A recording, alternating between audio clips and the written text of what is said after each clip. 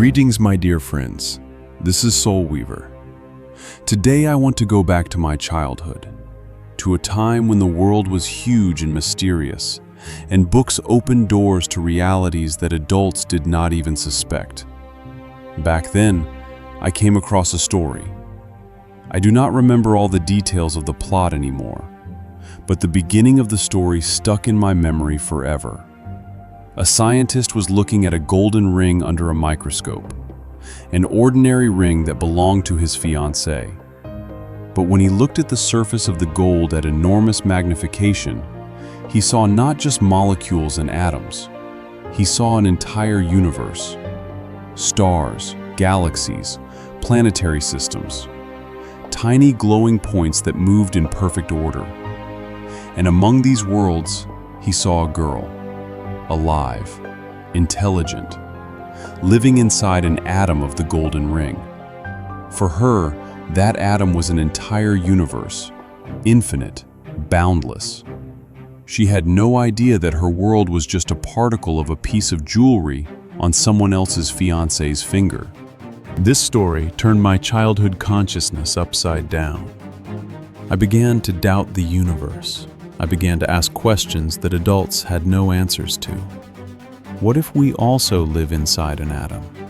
What if our Earth, our solar system, our galaxies are just a particle of some huge object? Maybe we live on an atom of someone's ring, or on an atom of someone's cup, or on an atom of someone's skin. It sounds like a crazy theory, but let us think about it.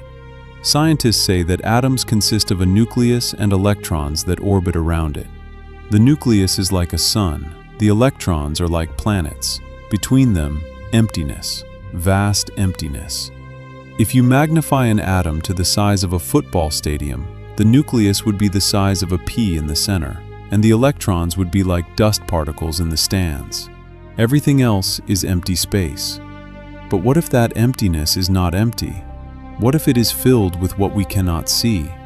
Worlds, stars, civilizations. Maybe our universe is just an atom inside a wall, or inside someone's bone, or inside a water molecule in the ocean. And then the next question arises. What if we are part of something larger? What if we are the atoms of some being? Not just atoms, but living, conscious particles that make up its body. If that is the case, then this being remembers itself with every particle of itself. Every atom of its body is a part of its consciousness. Every electron orbiting its nucleus is a tiny piece of its thought. And we, living inside those atoms, are also part of that consciousness. We just do not know it. Does this remind you of anything? In the Bible, there is a famous phrase, "So God created man in his own image. In the image of God, he created him." In his image and likeness. Usually, we understand this as a spiritual similarity. We have a soul like God. We have free will like God. We can create like God. But what if this is not just a metaphor? What if this is a literal description of the structure of reality? What if we are the cells, atoms, particles of the body of a vast being that we call God? And when we act, think, feel, we affect Him. And He, in turn, affects us. Because we are Him, and He is us. In Hinduism, there is a similar concept. Brahman, the absolute reality from which everything arises and into which everything returns. And our soul, Atman, is a particle of Brahman. Atman is Brahman, say the Upanishads. That is, the soul is God, just a tiny, separate particle that has forgotten its divine nature. In Buddhism, there is also the idea that the separation between self and world is an illusion. In reality, everything is interconnected. Everything is one. In Sufism, the mystical branch of Islam, there is a famous phrase, Al-Haq, the truth. Sufis say that God is the only reality and everything else is His manifestation. We are not separate beings. We are the eyes through which God looks at the world. We are the hands through which He acts. One book that changed my perception had a similar idea. It spoke of higher consciousness addressing a person and saying, "You are my body. Your thoughts are my thoughts. Your actions are my actions." And further, what you do to yourself, you do to me. And if we turn to modern physics, it speaks of non-locality, quantum entanglement. Two particles that are millions of light years apart can instantly influence each other. They are connected. They are parts of a single whole. Maybe the entire universe is one vast being, and we are its atoms, its cells, its organs? Maybe galaxies are molecules, and black holes are atomic nuclei. When I was a child, I read that story and thought, what if someone is looking at us through a microscope? What if there is a scientist looking at his golden ring and seeing our planet? What if for him, one atom is our entire universe?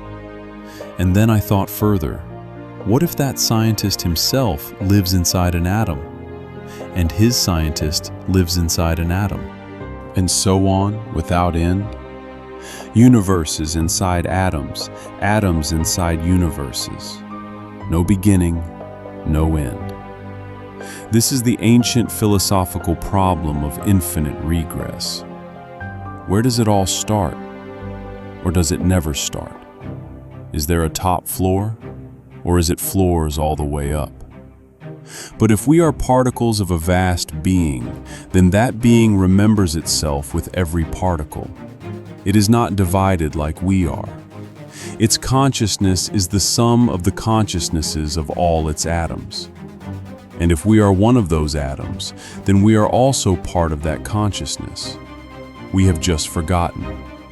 Maybe our task is to remember that we are not separate beings fighting alone, that we are parts of a single whole, that everything we do to others, we do to ourselves, that everything we think about the world, we think about ourselves. In the Bible, there is another phrase. Jesus says, "The kingdom of God is within you." Usually, this is understood as a spiritual truth. God is not somewhere far away in heaven. He is inside every person. But what if this is also literal? What if the kingdom of God is the infinite worlds that live inside us, inside every atom of our body, inside every cell of our body? We look at the stars and look for God out there, far away. But maybe He is right here, inside, in every breath, in every thought, in every particle. And then our life takes on new meaning. If we are atoms of a vast being, then our task is to be healthy atoms, not sick, not destructive, but those that help the entire organism live and develop. When we are angry, hateful, destructive, we poison the body of which we are a part. When we love, create, help, we heal it. Maybe that is why all spiritual traditions say the same thing. Love your neighbor as yourself. Because your neighbor is yourself, just in a different atom. I do not know if we live on an atom of a golden ring. I do not know if there is a scientist looking at us through a microscope. I do not know if we are particles of the body of God. But I know that this idea changes perception.